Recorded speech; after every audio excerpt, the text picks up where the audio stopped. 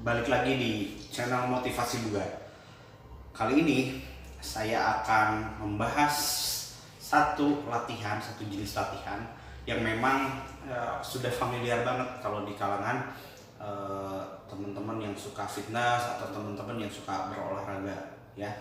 Jadi biasanya latihan ini disukain oleh kaum hawa atau oleh kaum perempuan karena ya menurut mereka latihan ini yang ya impian semua perempuan, pengen mempunyai bokong yang bagus ya. Latihan apakah seperti itu ya? Jadi saya akan memperkenalkan ya, atau saya akan mengupas tuntas fungsi dari latihan squat. Jadi latihan squat itu nggak hanya latihan untuk mengecilkan paha atau menaikkan bokong atau membentuk bokong, nggak cuman itu. Jadi jauh dari apa yang kita pikirkan sebenarnya ya.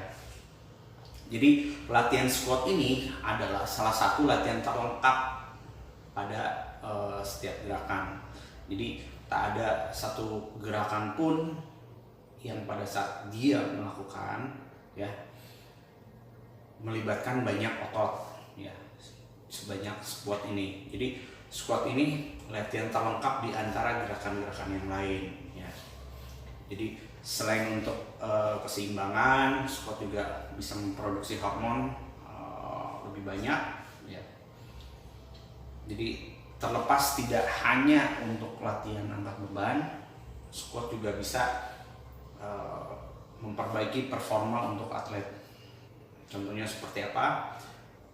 Kalau misalnya sobat bugar semua pada saat melihat satu video yang menunjukkan performa atlet pada saat puncaknya, coba lihat kekuatan otot panggul atau otot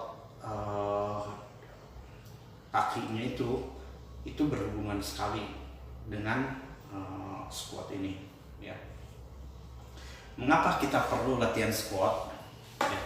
Jadi manfaat squat,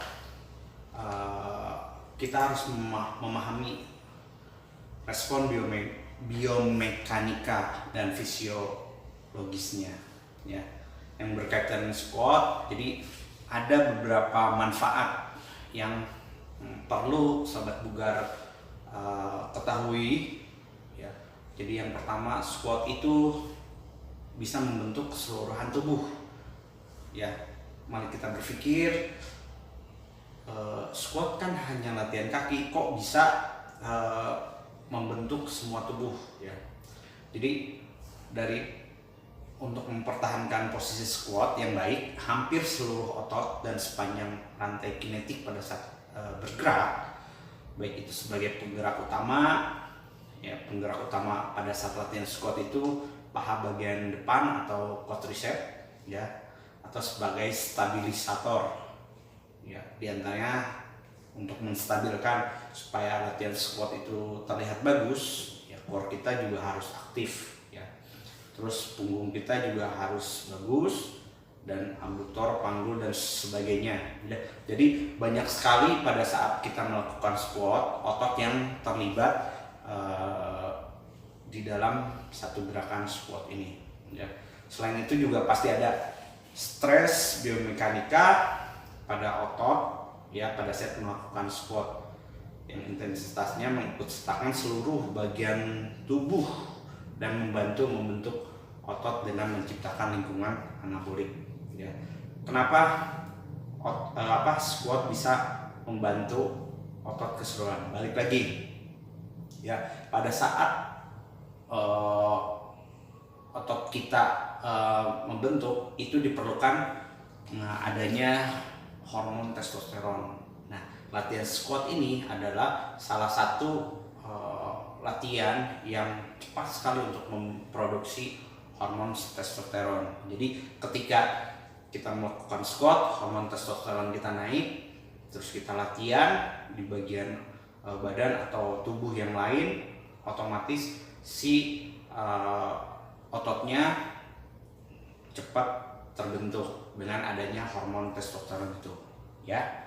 Terus yang kedua juga squat bisa membakar lemak lebih banyak, ya, bukan sekedar membakar kalori pada saat squat.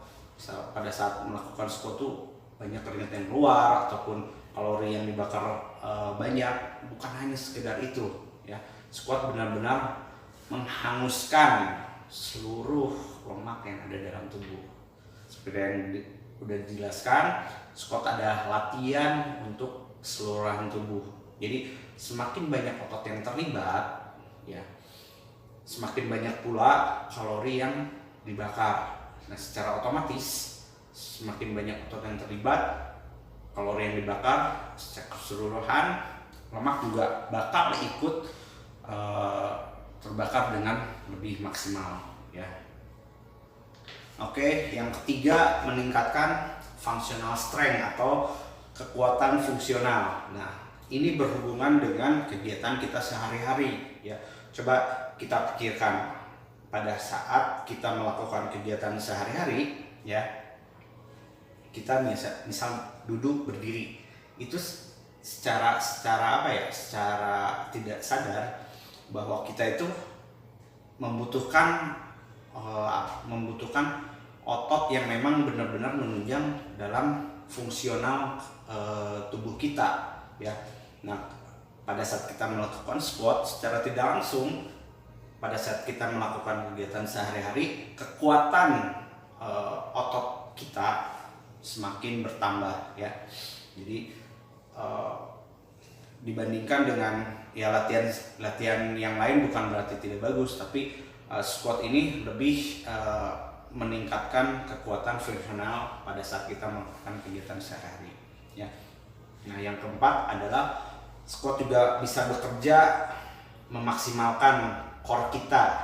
Kenapa? Pada saat melakukan squat, kalau squat yang benar itu core-nya itu harus tetap aktif, ya. Jadi jangan nggak dikontraksiin si otot si core-nya itu.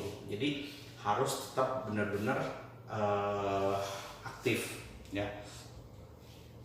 Core kita bekerja dengan ekstra keras saat melakukan squat itu, ya, hanya untuk mempertahankan tubuh kita supaya bisa lebih seimbang.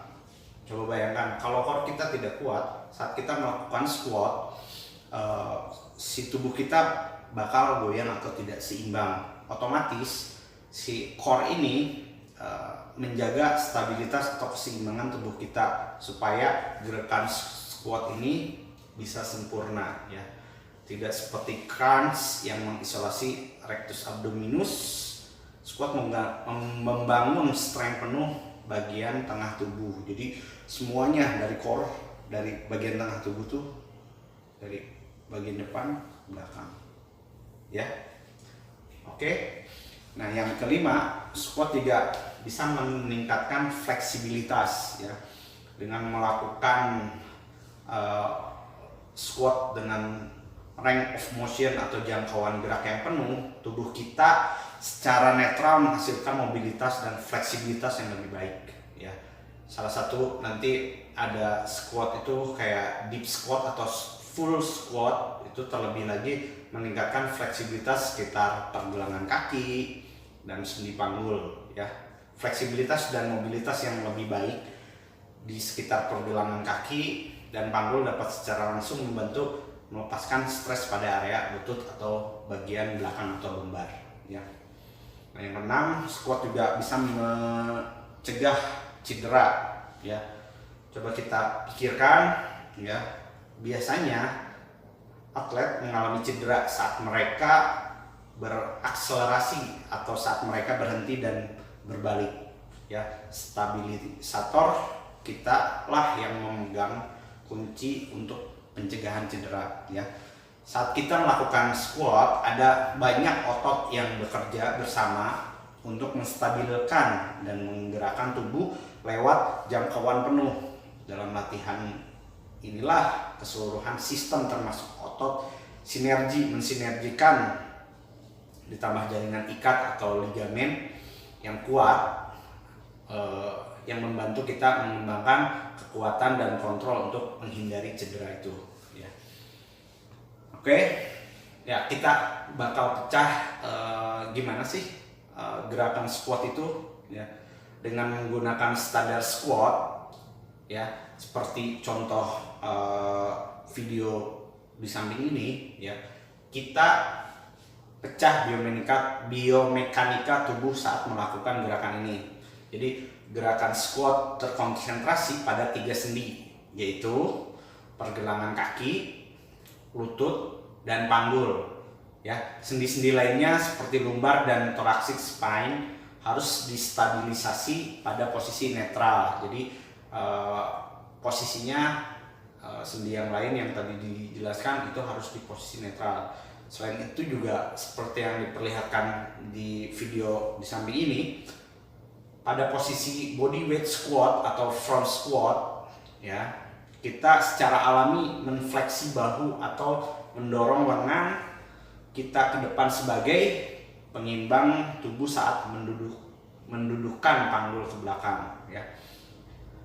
Alasan squat telah dikenal luas sebagai salah satu latihan terbaik untuk meningkatkan performa atlet adalah karena gerakan ini memerlukan triple extension. Jadi triple extension itu adalah melibatkan 3 gerakan atau 3 sendi dalam satu gerakan yang tadi disebutkan, yaitu sendi panggul, lutut, sama ankle ya. Squat membantu membangun kekuatan otot karena gerakan ini memaksa torsi sendi atau posisi sendi dapat diartikan sebagai hasil perkaitan besarnya tenaga dengan jarak tegak lurus ke tengah sendi. Jadi sebagai gambaran, pada saat kita melakukan squat itu ada tumpuan atau beban yang full dilakukan oleh sendi itu ya.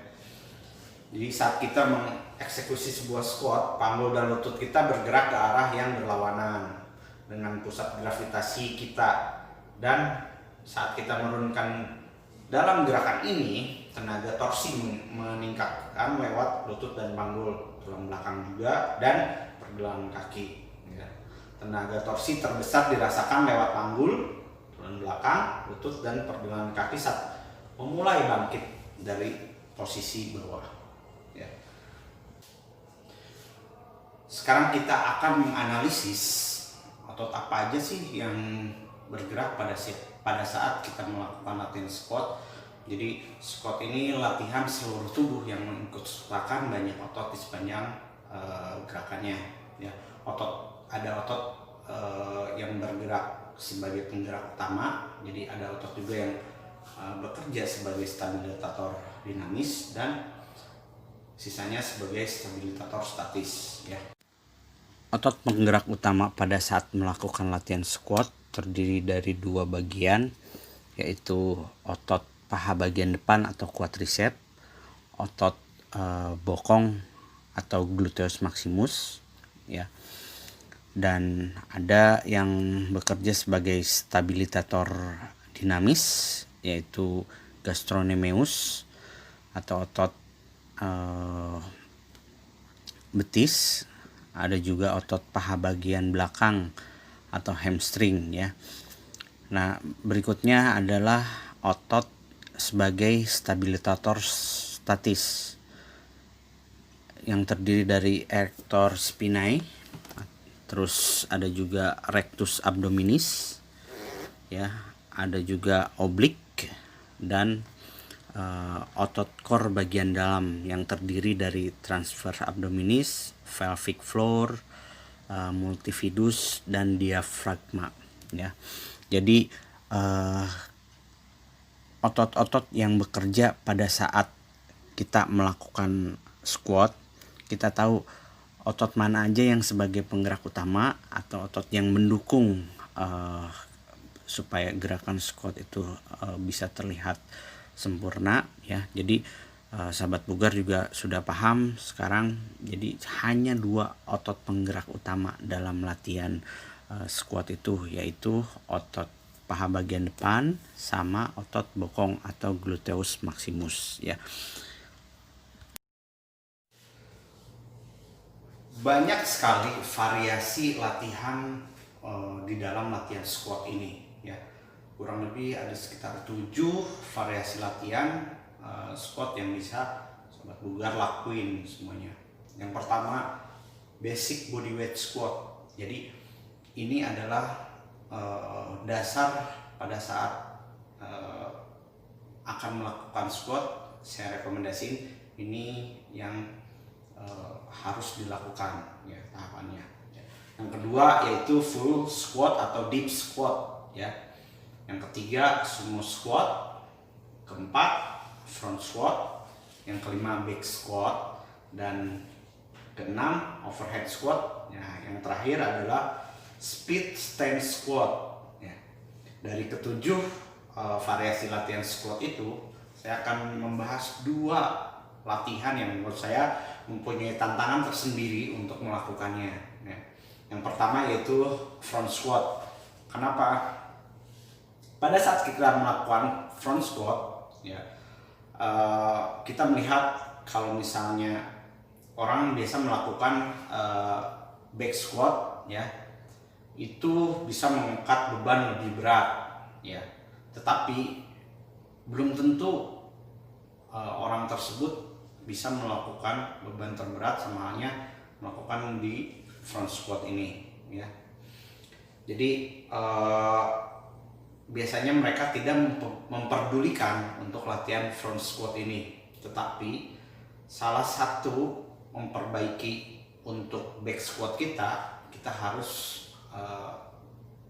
betul atau harus terbiasa untuk melakukan front squat. Jadi kalau kita udah terbiasa untuk melakukan front squat, untuk melakukan back squat itu hal yang mudah ya. Nah, front squat ini ada beberapa manfaat ya untuk meningkatkan level fitness kita. Yang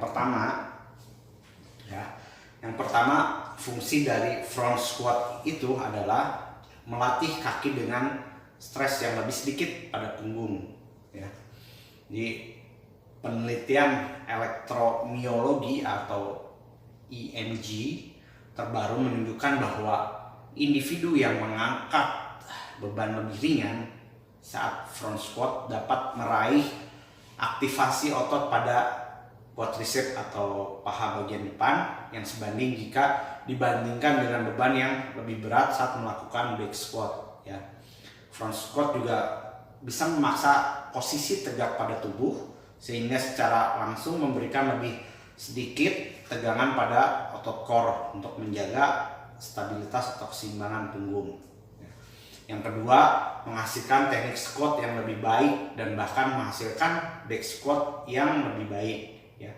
Front squat bukan hanya mencangkup kekuatan atau strength, tapi juga keseimbangan dan koordinasi gerak ya. Banyak orang ya curang pada saat melakukan back squat dengan cara mendorong panggul ke belakang atau pada saat melakukan squat itu lututnya terlalu ke depan ya. Jadi front squat ini melatih untuk ya menghindari kecurangan itu supaya gerakan squat kita menjadi lebih sempurna. Yang ketiga, menilai dan meningkatkan fleksibilitas. Pada saat melakukan front squat, tak hanya membutuhkan fleksibilitas pada bagian tubuh bagian bawah seperti betis, panggul dan sebagainya, tapi menurut fleksibilitas yang baik pada tubuh bagian atas ya.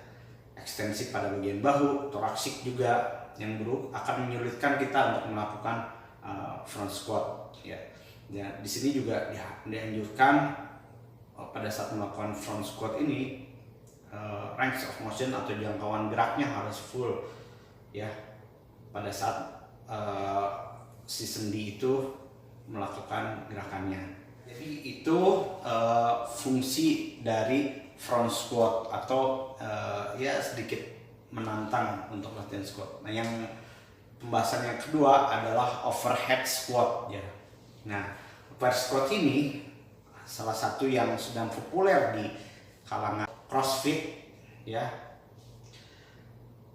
Meskipun melakukan Olympic squat mungkin terlihat keren bagi banyak orang, pada intinya berlatih overhead squat semuanya melatih mobilitas atau stabilitas dan keseimbangan kita, ya, bukan hanya keren aja tapi bisa meningkatkan kekuatan. Ya, pada saat kita melakukan overhead squat dengan benar dan aman, tubuh kita memiliki komponen-komponen sebagai berikut. Jadi bahu yang kuat dan gesit, ya, untuk mempertahankan lengan di atas kepala kita tanpa terlalu meluruskan tulang belakang. Kita membutuhkan bahu yang kuat, yang mampu berputar. Jadi fleksibilitas di sendi bahunya harus benar-benar terlatih, ya. Yang kedua yaitu otot-otot core yang kuat, karena pada saat menahan beban di atas, bar pada saat di atas, otot core ini juga berperan aktif untuk menyeimbangkan atau menstabilkan tubuh kita supaya tidak terjadinya cedera. Ya. Yang ketiga, ekstensi toraksik yang baik. Pertimbangkanlah bungkukan perhatikan bagaimana bahu mereka secara netral memutar ke depan, terus scapulanya juga memanjang dan torso terus-menerus melakukan fleksi, ya. Yang keempat, panggul, lutut, dan pergelangan kaki yang fleksibel. Oke, jadi yang yang tadi saya jelaskan di atas, ya. Jadi fungsi dari overhead squat ini tidak hanya untuk keren, tapi juga untuk meningkatkan kekuatan tubuh kita. Berikut akan kita lihat ketujuh variasi squat, ya. Yang pertama yaitu body weight squat, ya. Yang kedua deep squat atau full squat, ya. Dan yang ketiga sumo squat. Yang keempat front squat. Dan yang kelima back squat. Yang keenam overhead squat. Dan yang ketujuh split stance squat, ya. Kita lihat video berikut ini dari ketujuh latihan squat.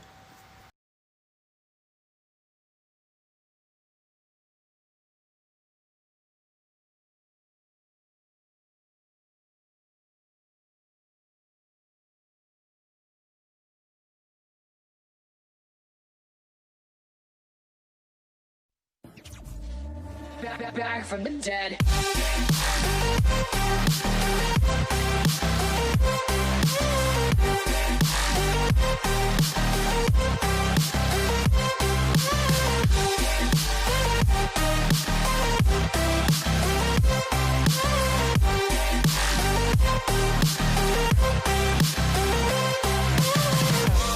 Ladies and gentlemen, you're all invited to go fucking mental on this motherfucking drop.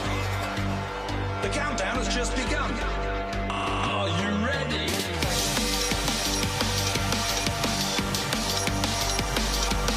Let's go. Now we're back from the dead.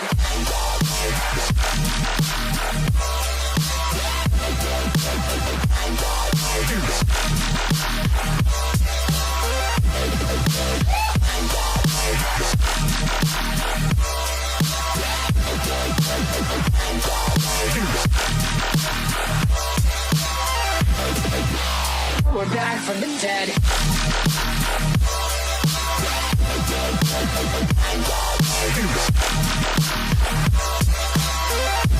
Hell yeah.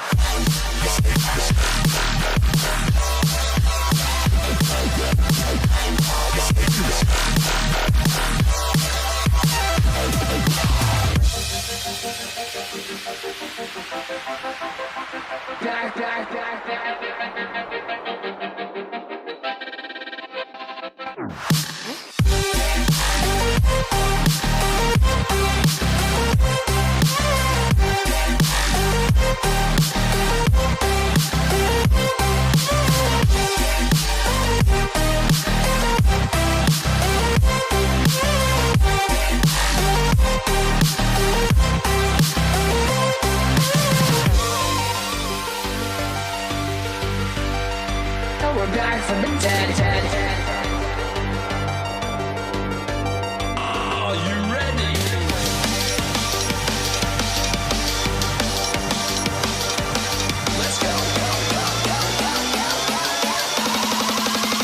back from the dead.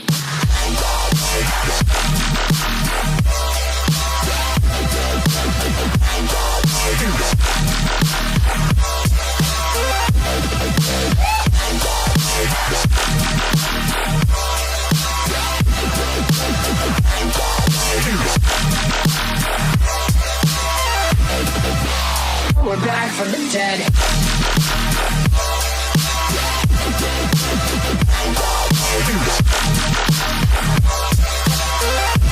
Hell yeah.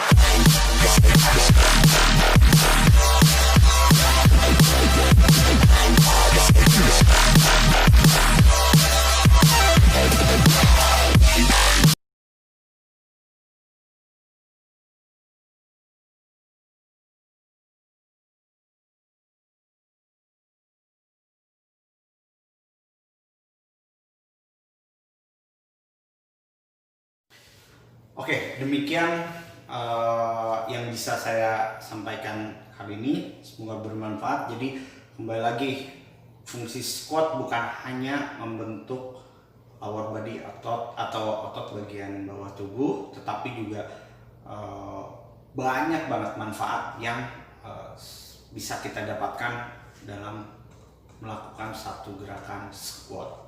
Oke, salam bugar selalu, semoga sehat selalu.